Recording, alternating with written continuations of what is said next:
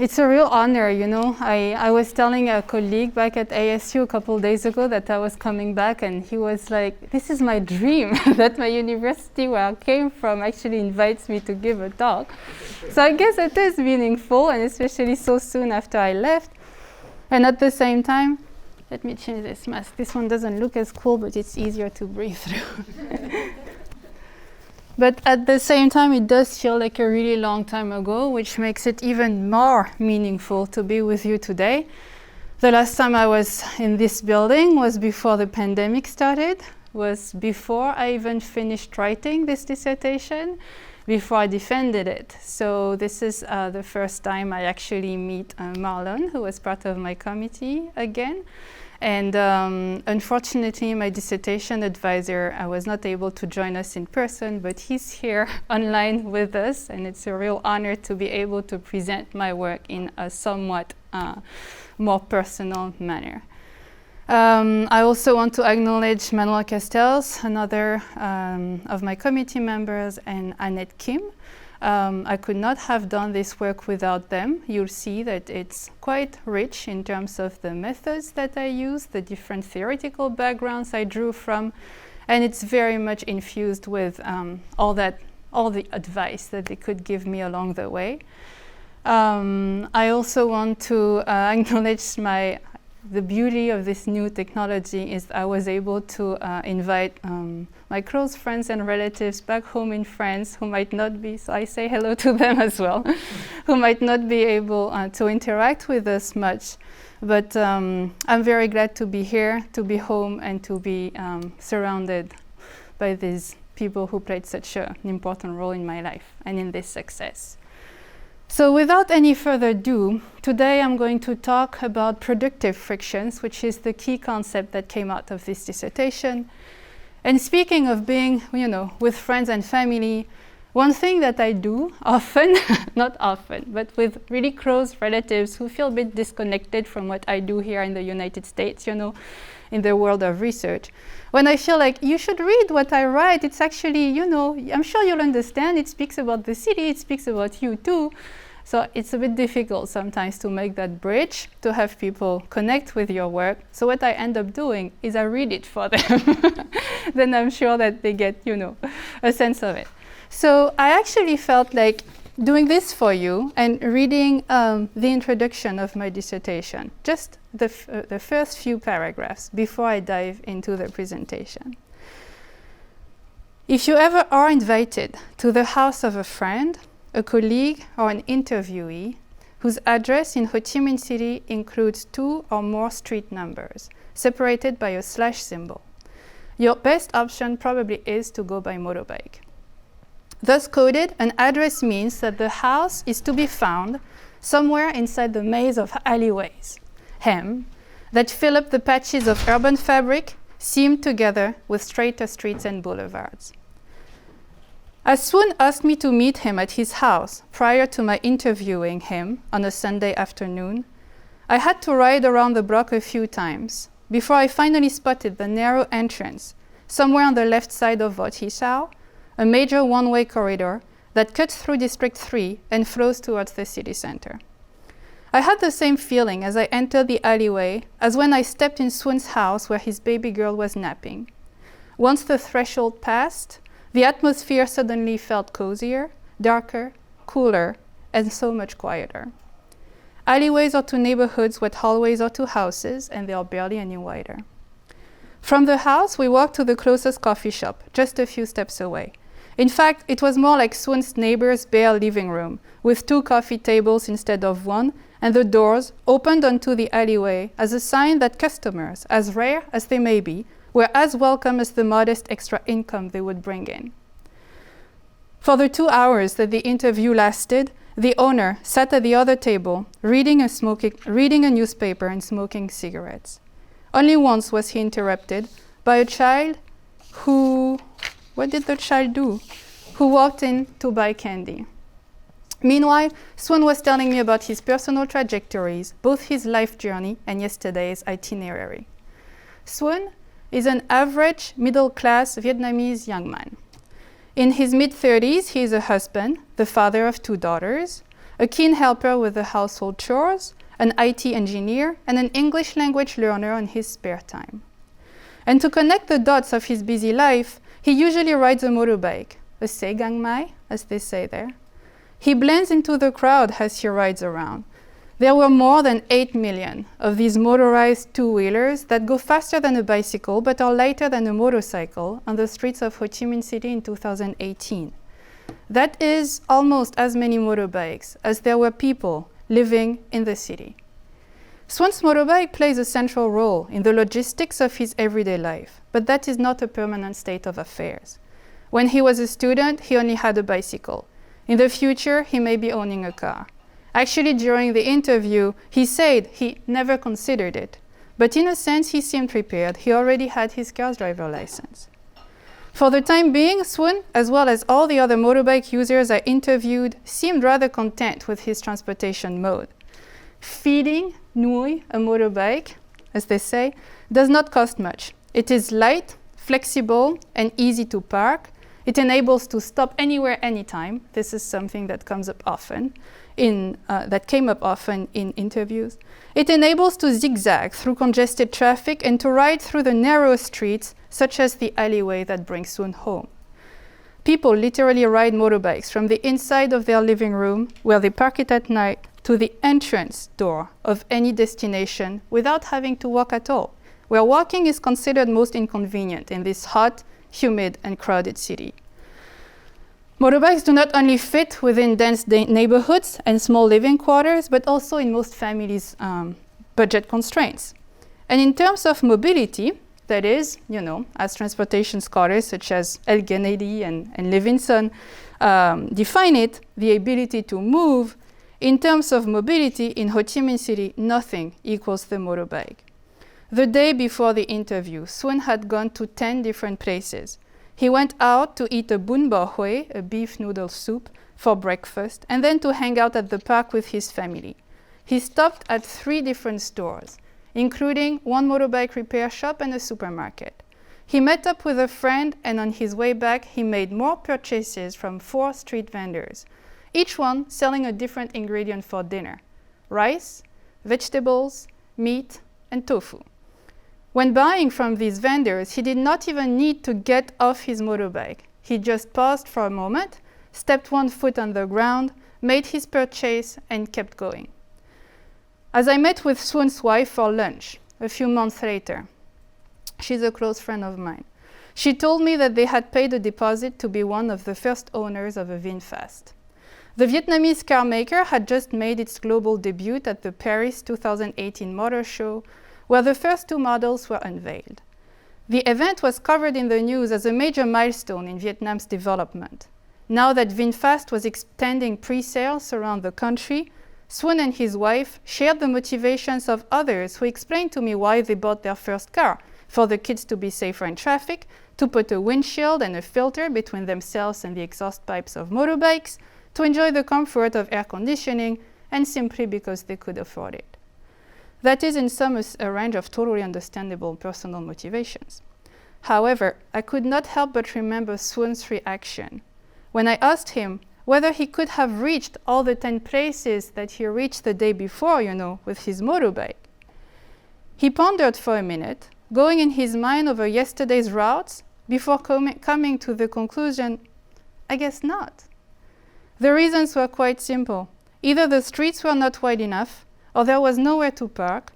He added, slightly confused, I never thought about that. I guess I'll have breakfast at home then, and I'll buy everything from the supermarket. I could not help but wonder, what will become of the soup vendor, the mechanic, the vendors of rice, vegetables, tofu, meat, and all the other street vendors, as more and more people like Swan are shifting to the car. Today I'll be talking about productive frictions, and the reason why I chose to read this excerpt, the very beginning of my dissertation for you, is threefold. I guess the first one is because this is the one thing that I heard, as feedback from the selection committee for that award, as they were hooked on the introduction. Maybe it only means that that's the part I've really carefully read. I don't want to. But no, they were hooked on this introduction. But really what meant a lot to me in receiving this award is I feel like they gave it to me for the reasons that I couldn't be happier for. One of them was that this concept of productive frictions that definitely draws quite intimately from my experience of living in Vietnam, sitting on the back of a motorbike, sitting on those stools, at the stalls of street vendors, and this, really connecting with the people through that presence in sharing the same space, in glancing at each other, and sharing the most fleeting social interactions that make you feel like you belong. It is from this intimate, connection with the country that I was looking at and studying that came up this concept of productive frictions, which the committee has seen as there's something to learn from it for context of the global north as well. And that the fact that they, saw some merit to learning from the global south, theorizing for the global south, and bringing something home in planning at the ACSP means a lot to me, and I think should mean a lot to Price as well. The second thing is my dissertation is highly mixed method, and what I just did, reading a piece of writing, is something that I've only seen scholars of the humanities do before. But I think it is important because you do get this position, what I'm talking about, this personal experience from which I took some distance just in the French accent that is infused in all of the English words and Vietnamese words that I'm trying to pronounce, So these are the two reasons why I wanted to open this way. But now let's shift to a more conventional presentation of what is it exactly that I talk about when I speak of productive frictions. The mystery is still to be unveiled. Productive frictions, I define them as the opportunities for social interactions that are permitted by the contact of a flow of movement as it goes through the built environment. Today, I'll be showing how this concept of productive friction helps explain the relationship in the story I just told you of how Swoon goes around on his motorbike, the built environment in which he navigates, and the social interactions in which he engages. They engage, motorbike riders today. What does this relationship entails for the social and spatial transformations of the future as this context of Ho Chi Minh City is transitioning to car mobility? What are the lessons that we can bring home, both for planning, transportation planning in particular, and urban design as well? The way I will go about providing you answers with this question, I first will see why should transportation planners and urban transportation planners and urban designers care. Then I'll describe to you productive frictions in theory. I'll show you how I tested this theory against that context of Ho Chi Minh City, and we'll go about the lessons learned. Why should we care? Because mobility is a feature of urbanism. When you look, this is a picture of this was the first time I stepped foot in Tempe, which is now my new academic home at ASU. Typical, American urbanism. I know that in this type of typical American urbanism, when those scooters started to crowd the sidewalks of American cities, these were called disruptions, still are called disruptive trends that we don't really exactly know where to fit, in along the spectrums from non-motorized to motorized mobility, from small to large, from fast to slow, all these spectra that helps us organize the different forms of transportation behaviors. So the reason why I think this concept is a contribution is because it helps actually overcome what I see as a dichotomy that kind of prevents us from looking at street spaces in a truly comprehensive manner. When you think about street spaces, I see two subfields of planning that are interested in street spaces, definitely transportation scholars who will be more focused, concerned, it's their specialty, concerned about the transportation-related functions of the street, which are to provide mobility, safety, accessibility, for example. on the other hand, you have urban designers who are very much concerned. I mean, the urban design literature over time has given us, has highlighted the importance of streets as the most essential and largest public space, as playing a critical role for the social integration of diverse publics. And what the premise of my work is that I think there's something lost in translation if we don't look at the streets as having both their mobility and their street activity and inclusivity functions as basically two sides of the same coin. On the one hand, you have a whole literature and the transportation scholarship that has always hit this dichotomy between non-motorized and motorized mobility, where non-motorized is associated with things that we want, like sustainability, like safety, and now more and more we are thinking about this question of vibrancy. And on the other side, you have public space scholars who have, used pedestrians, for example, pedestrian counts as a proxy for measuring street activity, but still are also, in a sense, in the same mindset that what we want is that non-motorized, that pedestrian mobility, that pedestrian activity to be unobstructed. Just like transportation engineers, in a way, are aiming for unobstructed flows of motorized traffic so it goes efficiently as fast as possible. So this notion of unobstruction, what I'm showing in my work is that some level of friction, of obstruction, of friction is actually good if we want to look at street spaces as meeting, those two functions that are like their public space function and their transportation, mobility, accessibility function. Predictive frictions in theory. So based on this, background I just gave you, these opportunities for social interactions through the contact of the flow of movement through the built environment takes into consideration the characteristics of the flow, the traffic that goes through the built environment itself, of course, and what I'm interested in, kind of the outcome I'm especially interested in is the human behaviors that take place in these places. Both the activity behaviors, like what social interactions do people engage in, and the mobility behaviors, how do they move around. What I'm showing is how those different aspects relate to each other.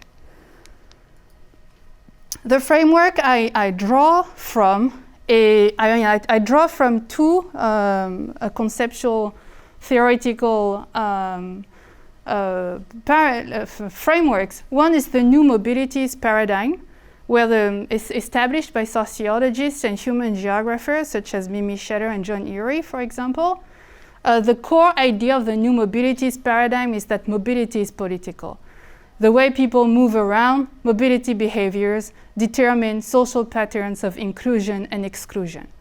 What I'm adding to this literature and contributing, like bringing home for us, is I'm looking actually in terms of social relations, patterns of inclusion and exclusion. I'm looking at the most fleeting and yet essential social interactions in public space. We know for a very long time now, the importance of crossing, how do you say, meeting eyes?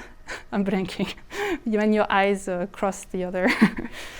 Seeing each other, just sitting, lingering in public space, being there in the presence of other. The importance of street vending is now more and more documented, in terms like street vending at the end of the day is a quite fleeting transaction between individuals of diverse backgrounds, or not necessarily diverse, but the importance of that activity, that behavior in public space for the social and spatial integration of typically more disadvantaged, poor, rural migrant has been documented both in the global north and in the global south. So this is kind of the outcome, this importance of being in presence. This type of social interactions is the outcome I'm most interested in, as it is, an indication of the vibrancy and the inclusivity of street space as public space. Then I draw on environmental psychologists' work, and I invite to look at street spaces from an ecological viewpoint. What that means is to consider street spaces as what Wicker called behavior settings, which is, the human interactions, how they are shaped by the built environment, and reciprocally how the built environment shapes human, did I say interaction? I meant human activities, human behaviors. To consider also street spaces as a field of affordances, where the notion of affordance pertains neither to the individual, to the human being, nor to the environment, but to the interaction between the two. The affordance is what the environment affords the individual to do, and what activities, what affordance the individual engages in. And the interaction between the person, in the human being, in their environment, with what the environment affords, this interaction is the very idea of affordance. What I'm adding here, it's not exactly me. I go back to people like Lynch, who argued that a city in the image of the city, a city is sense in motion. And this is the idea of excuse me, I made a leap. At the core of the theory of affordance, you have the visual perception playing an extremely important role.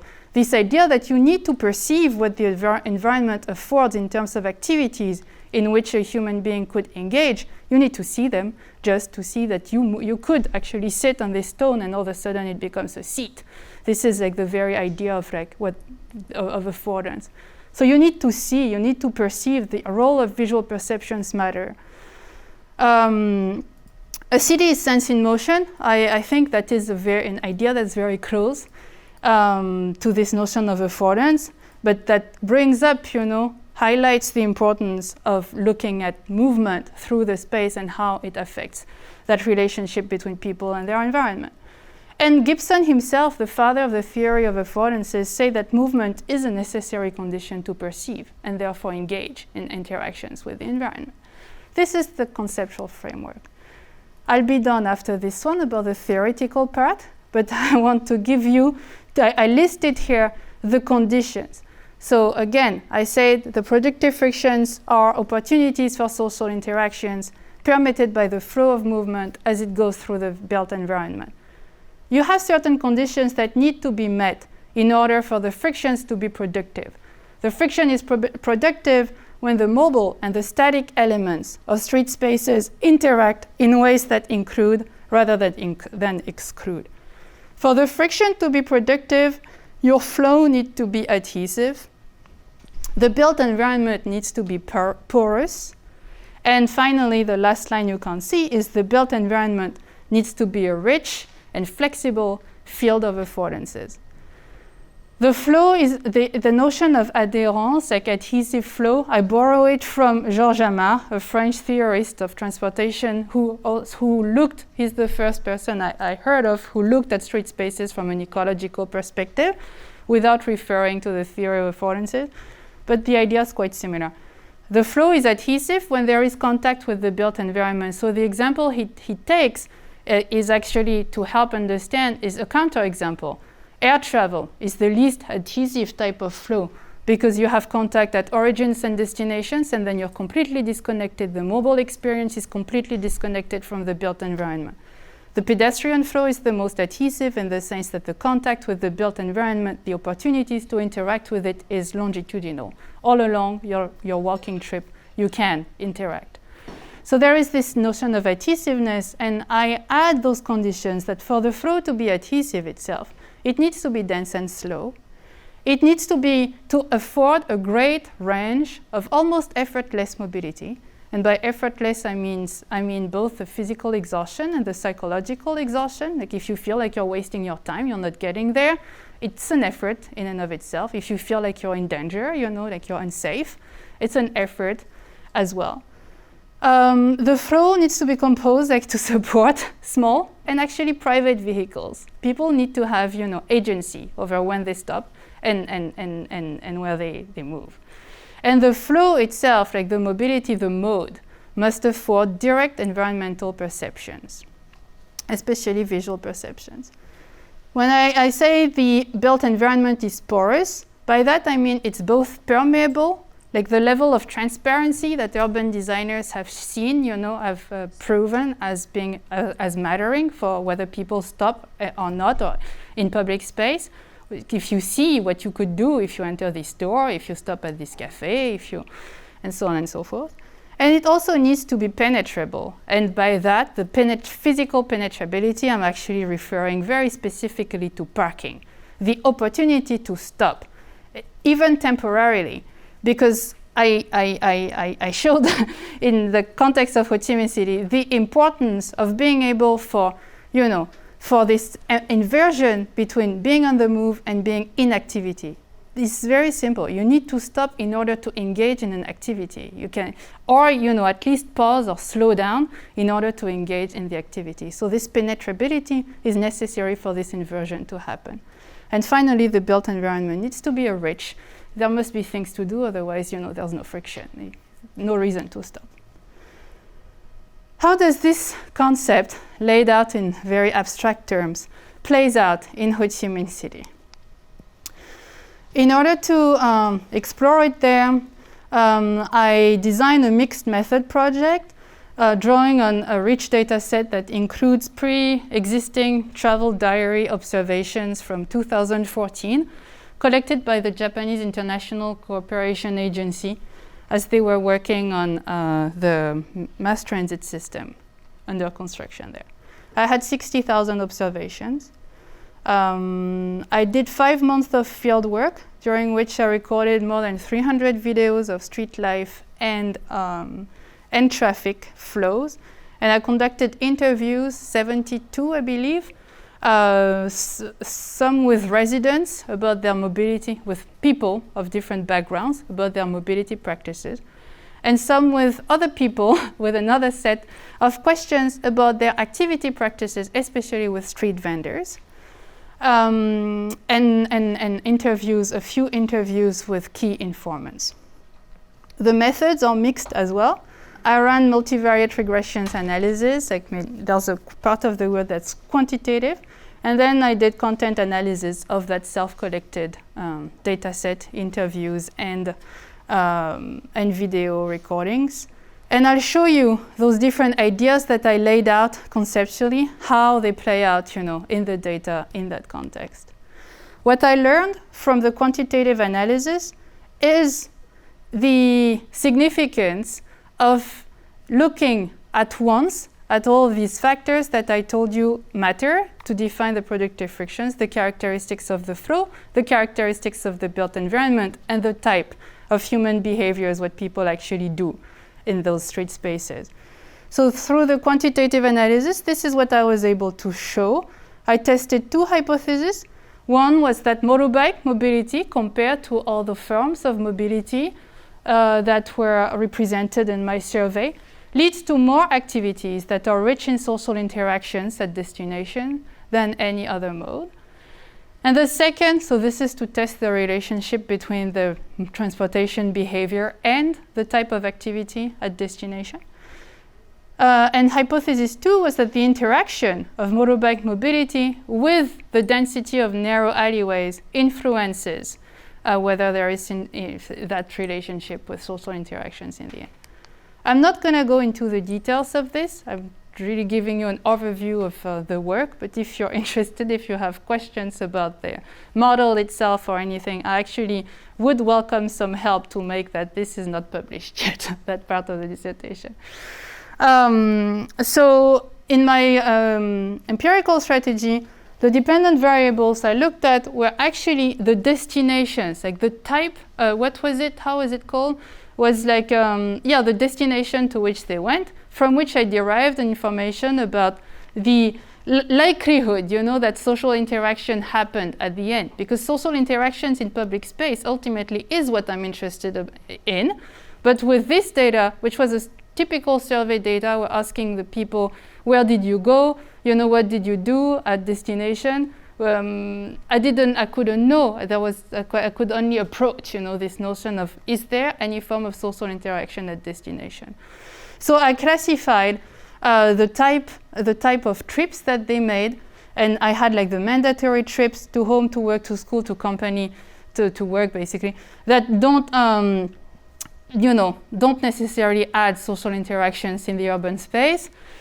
And then I have like the flexible trips, which are the ones that people, there's some flexibility on, you have to go like to the pharmacy, to the doctor, to the grocery store, but you have some flexibility regarding where you go, when you go, and how you go. The optional trips are the ones I was most interested in because I consider they are a proxy for whether there are social interactions or not. These are trips to social, recreational, religious activities, trips to eat out, and trips and what they call joyrides. I had two regression models. I chose an RLS regression models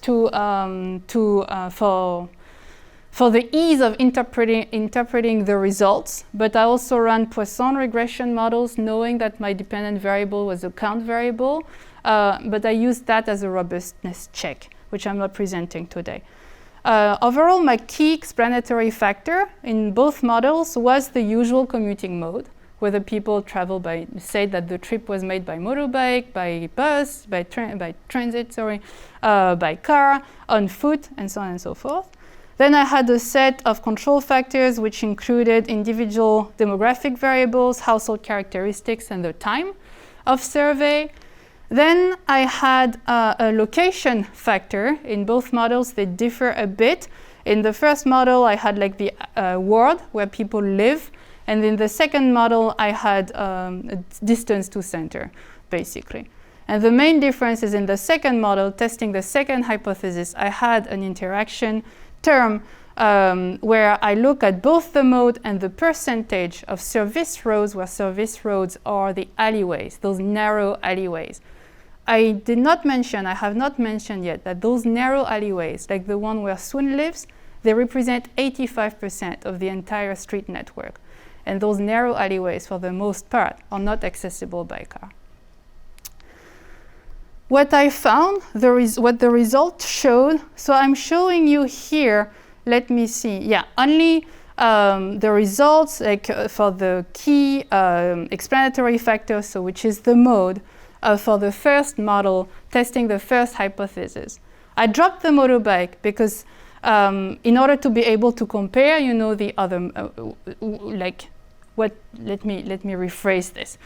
All the signs that you see here, for example, the negative sign for the bicycle, can be interpreted this way, saying all else being equal, compared to a person, you know, with the same characteristics who would be driving a motorbike, a person who rides a bicycle as their typical transportation mode makes, on average, 0.042 optional trips, fewer optional trips than people riding a motorbike. So in order to be able to compare, I dropped the motorbike. And what I found, but this is not really satisfying from this quantitative analysis, I had here an indication that all those negative signs seem to indicate, you know, that the motorbike, all the other modes, lead to fewer optional trips, which I assume are conducive to social interactions. I know this is a lot of proxies, and the levels of significance are not great. The second model included the interaction terms with alleyways, and here I'm just showing you on the map, you know, the net effect. So the same idea. This is just a map of the density of alleyways in Ho Chi Minh City. You see that there are 1, 2, 3, 4 zones, 5 zones actually, with the high, like the dark green area in the middle. You have the highest density of alleyways, of those service streets. And here you will recognize those 5 zones, but what I show on each of these maps is for each of the mode, knowing that this is the map for people who say that their typical transportation mode is to ride a car. When you see an orange color, it means a negative sign. So in this, people who live in these areas and who reported in the survey that they typically drive a car, compared to the motorbike, we interpret in the same way. There's a negative sign, which means that they tend to make fewer of these trips to eat out, is the one dependent variable I'm showing here, of these optional trips. But when you move outside, well, you don't have as many, you know, alleyways, like the density is not as high, then it becomes positive. So compared to someone who would ride a motorbike, typically living in the same area, these people will make more of these trips to eat out. When you look at those bicyclists and pedestrians, I show here the significance of the model, but it's all orange. So if they were to ride a motorbike, compared, all else being equal, compared to someone who typically ride a motorbike, wherever they live, they will make fewer of these trips. There are limitations to this quantitative strategy. Knowing you know what I'm interested in, the big picture, there's only so much I could learn from this analysis. Again, you know, the type of destination is only a vague proxy for whether there are social interactions, and I definitely don't know whether the interactions happen in public space or not, which is what matters to me. I had a very small share of cars, you know, in my sample, very small sample of car riders in 2014. I have no information about where, if interaction happens, social interaction happen, where? In public space, inside a restaurant, and with whom? I have no idea. There's a suspicion of undercounting of like the number of trips that people make, especially those flexible and optional trips. I'll tell you about it in a second. It was confirmed, I mean, through the other analysis that I conducted. And I did not have any explanation for why, you know, those relationships, those signs. So this is why this qualitative strategy comes to inform further this picture. The interviews, the participant observations, the recordings. How did I go about this? I selected 4 districts. I selected, let's look at it this way, 20 street segments, which are recorded every 3 hours of the days of one day, from 6 a.m. to 10 p.m. I recorded both the traffic flows and the street activity. I selected them of different types, from one-way lanes to segregated corridors, which means that there's a hard separation between the car flow and the motorbike flow. And I selected these different types of streets in 4 different districts, which have different characteristics, going from District 1, which is the historical urban core that was planned mostly during the colonial era, to District 3 and Funyang, which are more like a typical residential neighborhoods that developed without as much planning. And finally, in the most modern part of District 7, which was developed after the 2000 by a private developer according to an ideal of modern life in the city. For each of these, on each of these segments, like I said, 3 times of the day, I recorded 2 videos. One on the left is like how do you say, a tracking shot, where I record what happens on the side, like on the sidewalk, on the side of the street. And another one is a fixed shot. For 5 minutes, I record just the flow. This is for the same street segment at the same time. And then I had, with the help of a research assistant to whom I owe a lot, we painstakingly counted every single thing, item, person, shop, store, location on each of these recordings, on the street recordings, and we classified them. So the counting technique, this is like an illustration of the counting technique for the activities. So based on the activity video, we would record, you know, every location. So this is one location, a second location, a third. The location number 6 is actually the entrance of an alleyway, but I would make sure to have no major cross streets. The alleyways are inevitable because there are so many of them. And then for each location, so the unit of analysis was the location, I would attach, you know, every use that is attached to it. So I would have, for example, in front of location number, I guess here number 2, I would have 1 street vendor, I would have 1 parked bicycle, 1 parked motorbikes. So we recorded like every item, every person we see on these videos. And for the traffic flows, it was a bit more straightforward. We count every vehicle that exits the frame of the recording by mode. What I find from this video is a confirmation of what we know just by being there and from the literature, that we're looking at an extremely vibrant street space where there's a lot going on, street vending being a huge contributor to that street life. And we know that street vending matters tremendously for the development of the city, of the country. street vendors and household businesses, which all resort, to informal practices in the way that they use public space. They represent 23% of the GDP today. From more precisely, based on those recordings, what I think I can, show that indeed the streets of Ho Chi Minh City, on average, all the ones I recorded, are a rich field of affordances. So these are just, from descriptive statistics of all the things that we counted on those street environments. I give you linear densities per half mile, just to help you visualize how many things, so those affordances, that you would see if you were going on a 15-minute walks on a street of Ho Chi Minh City. On average, you would see 34 different ground floor locations. 68% of these locations would be stores. 21%, I'm only talking about the use of the ground floor of the building. 21% would be houses, like residential uses. 2% institutional uses. And there are basically almost no parking lots. I had very, very few parking lots in my recordings. What you would see as well, you would cross the path of 100 people hanging out in public space. And I'm not talking about pedestrians. And I think this matters. Because pedestrians were recorded, of course, there's a risk of double counting a little. But pedestrians, I recorded them on my traffic flows, on my traffic counts. I recorded the pedestrians that exit the frame. Here, I'm talking about just the people who are sitting or squatting literally, sitting on their heels in public space and just doing something, talking with someone, eating, cooking, vending, doing something in public space.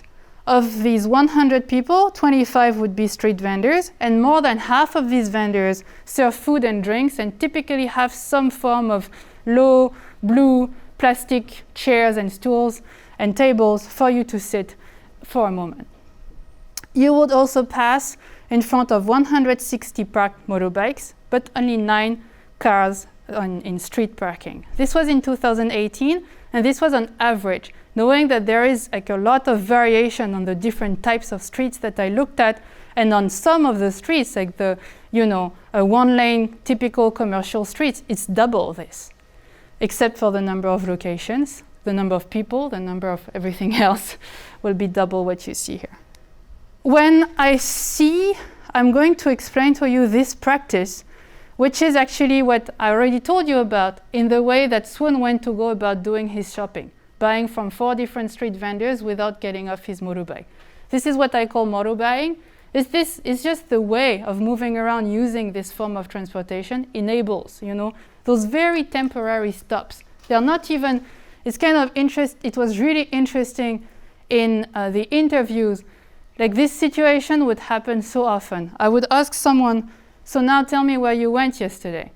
And people would be like, oh, yesterday I didn't do anything. I just went to work and I came back home. And then I'm like, on your way to work, did you stop anywhere? No, I didn't stop anywhere. Did you buy anything? Yes, I bought breakfast. You're like, how did this happen? This is how it happened, So it's like a very short pause, on the motorbike. The transaction is happening. This person is buying a towel here, not breakfast, but from a street vendor. Then the person will grab, the plastic bag, tie it to a little hook that's tied to the motorbike, and keep going. You see the hook, the handlebar, all these plastic bags, 1, 2, 3. This person went shopping at 3 different places in a matter of no time. This person around Christmas or like window shopping. And so what I see from this one practice that's just so widespread, like it's everywhere, it happens all the time. And all the characteristics that I laid out, the conditions or the friction to be productive, this practice of motor buying, which might sound, like something idiosyncratic of the Vietnamese context, but shows, the importance of all of these characteristics of the motorbike flow. They are there in nature. That's the characteristic of motorbike mobility. The flow there is dense and slow, provides this effortless mobility. We're talking about small private vehicles, allowing for private transportation. And it affords these direct perceptions. And it's not only visual People will tell you, oh, actually, on my way to work, I know I will buy breakfast. I don't know what breakfast. But then as I go around, I smell, oh, this, this grilled pork sandwich smells really good. Actually, I feel like having this one today. Direct perceptions matter. But when it comes to the permeability, the penetrability, and the rich field of affordances, this motorbike practice definitely illustrates it very well, I think. The second practice that is overwhelming there is all these motorbikes that are parked on the sidewalk I told you about.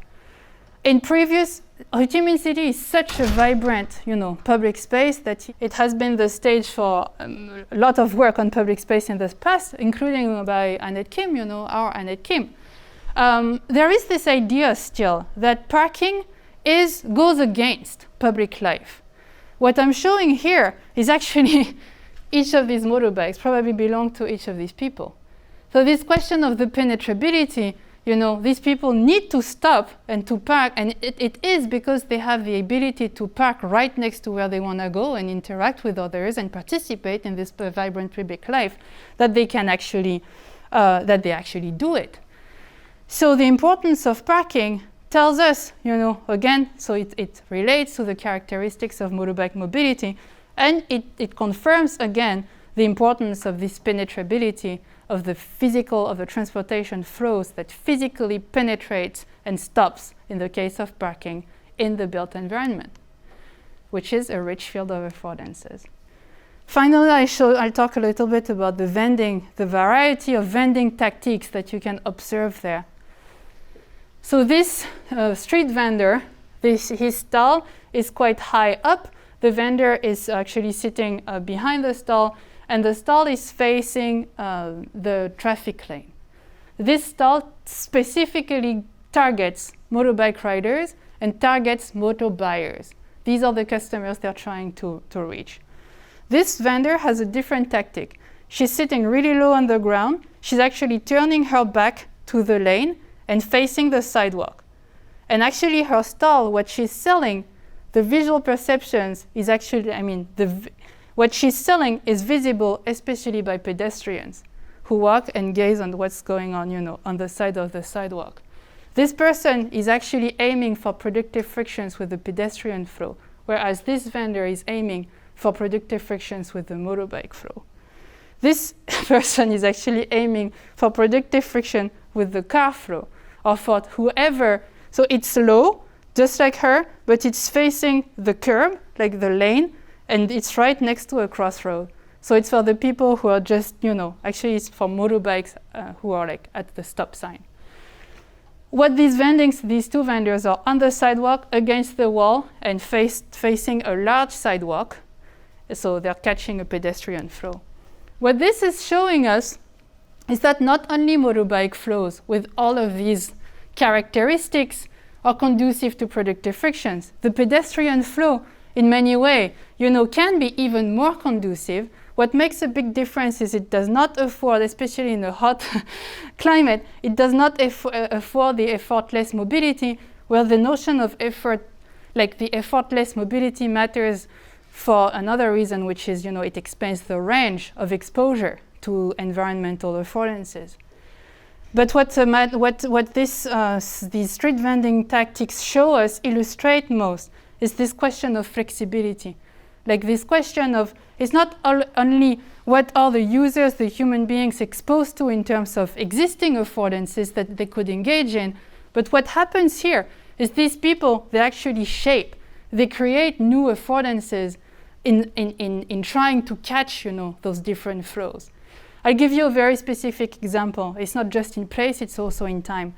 One street vendor once, I was asking one street vendor, what is the most busy time, the busiest time of the day? And she was like, oh, it's very easy. The more motorbikes, the more customers.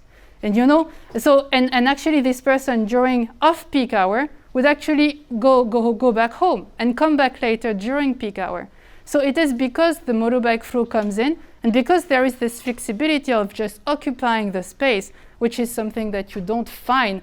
This is why the context of Ho Chi Minh City and especially the case of these street vendors who have the possibility, but it's under a lot of control as well. So that way of allocating what is allowed and not allowed in public space to shape those new uses, new affordances, is actually a big problem. I'll conclude with the lessons learned. The reason why I think this notion of productive friction can tell us something about the future of public space really in Ho Chi Minh City. I told you that the country is going through what mobility scholars would, I borrow their term of mobility transition and I apply it to the context of Ho Chi Minh City. The way they define it is a mobility transition is a process, a shift from one particular assemblage of technologies, infrastructures, societies, and economies. And the one question that these people are interested in is what kind of societal changes will a mobility transition entail? These are sociologists, new mobility scholars from the new mobilities paradigm. Actually, all of their scholarship so far has been focused on one type of transition away from car dependence towards the decarbonization of societies. What I've done in my dissertation is reuse, their lens, but to apply it to a different context where we're actually moving towards car dependence. But I argue that the question they ask, what kind of societal changes does it entail, is equally valid. Actually, as a planner, I added the term spatial in that context. And what my notion of productive frictions helped understand is what kind of social spatial changes will the mobility transition that already happened, in the process of motorization from bicycle to motorbikes, and now we're shifting to more and more cars. What social spatial changes will this entail?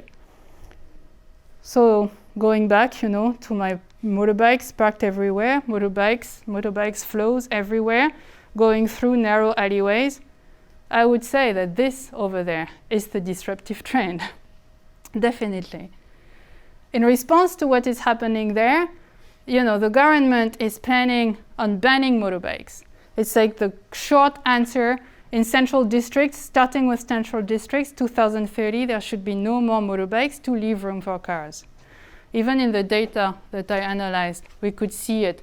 Back in 2014, in the survey, we had 1% of respondents, it's not exactly comparable, who say that typically they ride a car.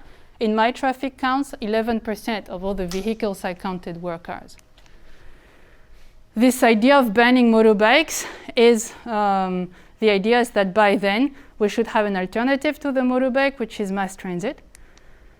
But what I'm saying, learning from the productive friction idea, is that as we transition to the car, this longitudinal friction that is possible, that is generative of this vibrant street life today in Ho Chi Minh City, basically the friction points will space out more and more.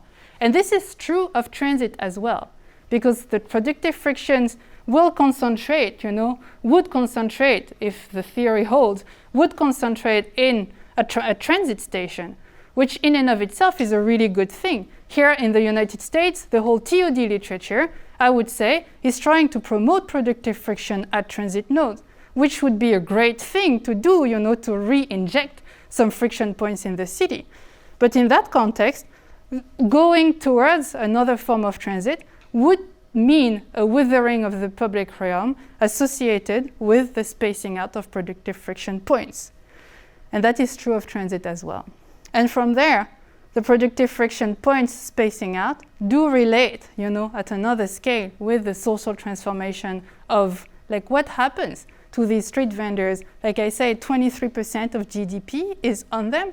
It has actually an impact on the broader economic development trend, and definitely has a huge impact for the livelihood of all these vendors, 1 million of street vendors in Ho Chi Minh City, whose livelihood entirely depends on the connection to the motorbike flow.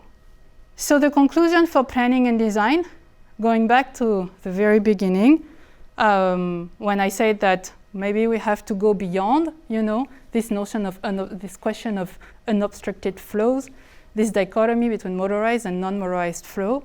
What we should aim for is that sweet spot where there's just enough friction for the mobility to actually activate the other side of the same coin, which is the street activity, this inclusiveness, and that unproductive frictions, too much friction, like congestion, for example, is equally, unconducive,